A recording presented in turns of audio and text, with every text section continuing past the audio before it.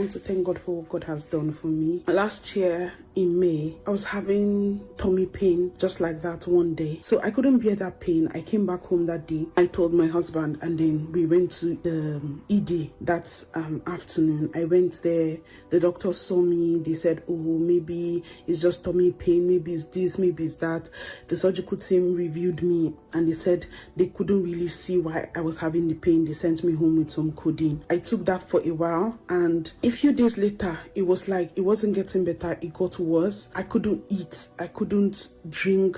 I was vomiting. My tummy was so big. The pain was out of this world. One very day, I went to the ED and I just couldn't bear it. Like I was rolling on the floor and then they finally took me. They did a scan and they came back and told me, oh, the gynecology consultant will come to see me. The gynecologist came and was like, is there any history of cancer in your family? I'm like, from where to where? Like cancer, how did we go from abdominal pain to cancer? Just like, so the CT scan we did for you showed a mass on your ovary and it's so big. Are there females in your family who have died of cancer? Are there females in your family who has been diagnosed of cancer? Is your mom alive? Are your aunties alive? Are your sisters alive? Is your grandmother alive? My brain was so scattered. I could not even think anymore. So she talked and talked and talked. It's like as she was talking, I was in limbo. I couldn't even hear her because I'm like, I work in the hospital. I know the progress rate of cancer patients. Hearing that is like, you know, when Papa says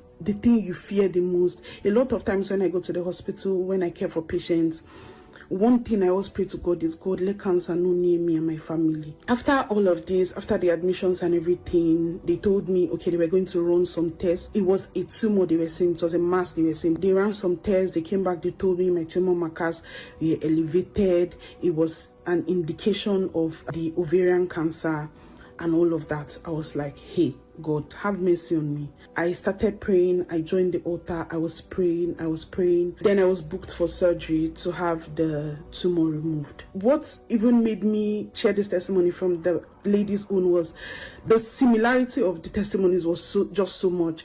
Like the way they cut her from top to down, that was the way they cut me, because the doctor was like the tumor was too big to bring out, doing the small line, just the way they do the cesarean section, incision. When I woke up, the doctor was like, how did you have that in your tummy? Like just the way she asked, like, how did you have that in your tummy? She told me, we brought out over 5 kg from your tummy. She said, I don't understand. Plus the free fluids that were just flowing around in your tummy. She said fluids were just roaming, more than 2 liters of fluids were just roaming all around in your tummy. I said, God.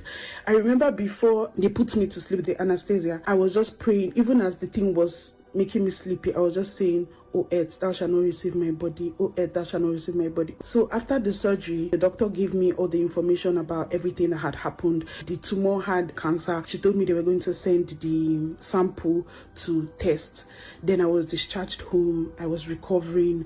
So after like 2 weeks, I got a mail to my house and it said that the sample they sent, they did the test, but they're not sure of what they're seeing. So they've sent it to Oxford Hospital to redo the tests. I was like, hey, God. If they didn't say anything, they wouldn't be saying they want to retest it. I read it. I started crying again. Then I told myself, why are you crying? Then the next day, Papa prayed. What they saw before, they will not see it again. What they saw before, they will not see it again. I took that letter, I prayed. What they saw before, God, they will not see it again. A few weeks later, I got another mail saying they had redone the test, and then they gave me an appointment, an outpatient appointment, to come and see the surgeon who did the surgery. We went for the appointment. The doctor was like, what she was really scared about was not even the tumor. She said the tumor was enclosed, that nothing came out of the tumor. It was just that the free flow fluid. They were scared of if the free flow fluids had cancer, that it had touched my other organs. The fluid is what they were really retesting to be sure that it didn't have any cancer. It was this, it was that, it was fine. I was like, thank you, Jesus. Then she said she was going to give me a test to go and rerun. That was the test they did before that. They said my tumor marker was high, that she was going to give me the test to go and rerun it as an outpatient. And then when I rerun it, they would let me know of the result. I said, no problem. But when I came back, I told myself I'm not ready to book the test, that I must wait for a word concerning this test before I go and book the test. And then we prayed, and Papa prayed. He said, go and rerun that test. What they saw before, they will not see it again. Go back and check in the hospital. What they saw before, they will not see it again. I booked my appointment, and then I went to the GP. I reran the test, and then I came back. I forgot about that. It was a while. One day I was coming back from night shift. I saw some meals downstairs. I picked them. I came up. I opened it. I knew it was going to be for me. I opened it, and then I read it, and it said, Ruth, congratulations. I'm happy to tell you that your levels are within normal range. Like the way you know how Papa will say, how you shout, and you'll be preparing that you know how to shout, but you don't really know how to shout, because the way I just knelt down, I was in my kitchen, I knelt down on the floor. I was just like, thank you, Jesus. Thank you, Jesus. That was all I could say. Thank you, Jesus. That was all I could say. I'm just happy to be alive. I'm happy to be fine. No more pain. I healed perfectly. And I'm just here to say thank you, Jesus, for what you've done for me. And Papa, God bless you. God bless you. God bless you for letting yourself to be used. And I want to say thank you for the prayers, and may the oil on your head actually never run dry. Thank you.